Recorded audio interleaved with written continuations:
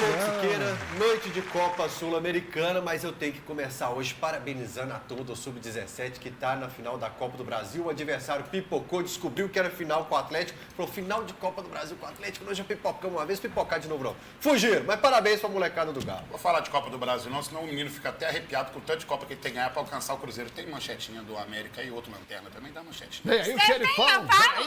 Chega aí o Manuel.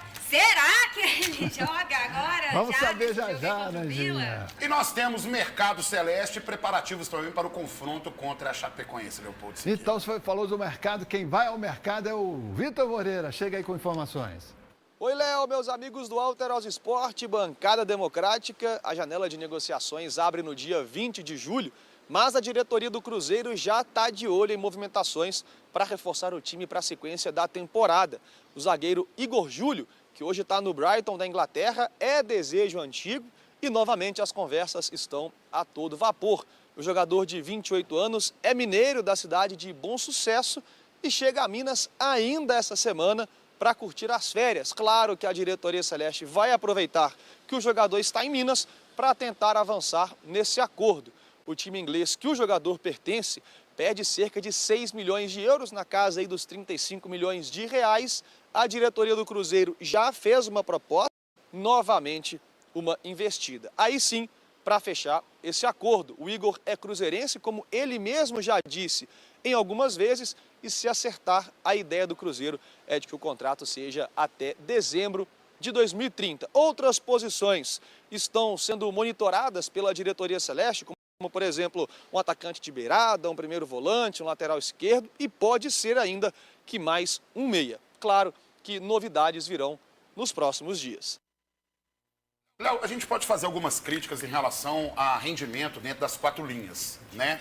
Mas em termos de SAF, a gente tem que elogiar demais a gestão de Pedro Lourenço, desde a época de Ronaldo Fenômeno, inclusive, porque organizou categoria de base, organizou futebol, salários em dia, nunca se falou mais de salários atrasados, nunca se falou mais de compromissos não cumpridos. E quando fala sobre investida de mercado, não existe mais aquela condição de, por exemplo, como era a época do Alexandre Matos, quando passou pelo Cruzeiro, de você ter um jogador que valia, por exemplo, 15 milhões. E ela oferecia 25 milhões. O outro time já falava assim, não, eu quero por 26. Então faz o correto. Por exemplo, o Igor é um bom zagueiro, A pedida pelo Brighton foi 6 milhões, né? 6 milhões de euros, equivalente a mais de 30 milhões de reais. Foi lá e fez uma proposta menor. Por quê? Se faz uma proposta maior, você coloca competitividade nessa parada aí com quem você está negociando. Então faz uma proposta menor, vai negociando e chega no valor adequado. Nisso nós temos que elogiar e muito, porque é isso que a gente espera de uma SAF. Não superfaturar esse mercado e pensar muito bem nas suas finanças e equilibrar elas. Eu achei que as SAFs iriam no caminho contrário. Hoje os clubes brasileiros estão pagando por valores que eu achei que eles estariam vendendo.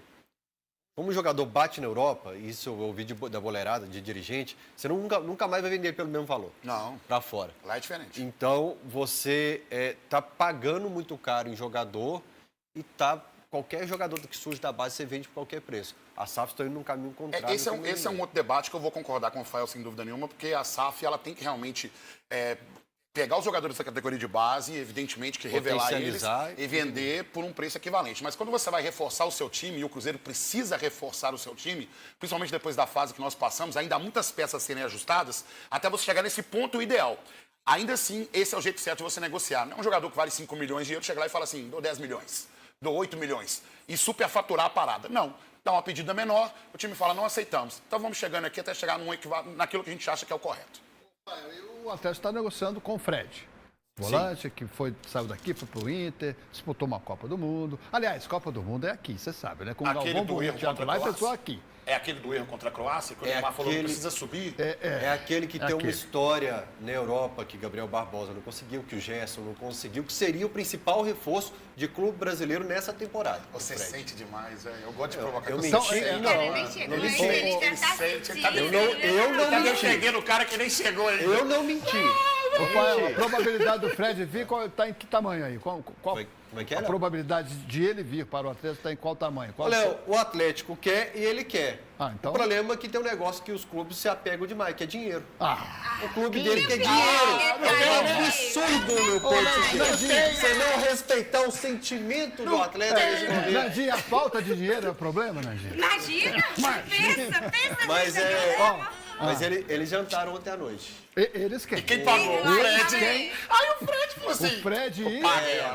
Pedro, Paulo e Fred. Pedro, Paulo. Pedro, Paulo, E Matheus, Lucas, beleza. João. Esperamos Mas que não Paulo- tenha sido a Foi a última Santa ceia, Ceia? né? Paulo não estava na Santa Ceia. Paulo era E quem pagou a conta? Quanto é esse dinheiro? Aí o Fred não tá bom. Pode deixar essa Passa no crédito aí. Vamos saber agora de Lauro Lopes informações. Hoje tem Atlético na Sul-Americana, direto da Arena. É isso, Leopoldo Siqueira. O Alterosa Esporte segue aqui diretamente do palco da partida de logo mais pela Copa Sul-Americana. Daqui a pouquinho, mais informações sobre o confronto entre Atlético e Cienciano. Agora, detalhes sobre a arbitragem, como fizemos lá no primeiro bloco, né? O trio de arbitragem vem da Colômbia. O árbitro será o Carlos Ortega. Os assistentes Sebastián Vela e Nathalie Arteaga. Já o responsável pelo VAR vem do Equador, o Carlos Orbi, todos do quadro da FIFA, Leopoldo Siqueira. Léo, agora falando um pouquinho mais sobre esse confronto, né? O Atlético vai ter uma missão dupla aqui na Arena MRV. Vencer o Cienciano e conquistar uma vantagem diante do próprio adversário. Eu explico por quê. Na Sul-Americana, o primeiro critério de desempate é o confronto direto. No jogo de ida do grupo, lá no Peru, o Atlético foi derrotado por 1-0. Ou seja, para ficar à frente do Cienciano. Nesse confronto direto, o Atlético tem que vencer o time e conquistar uma vantagem maior de gols. Por exemplo, uma vitória aqui na Arena por 2-0.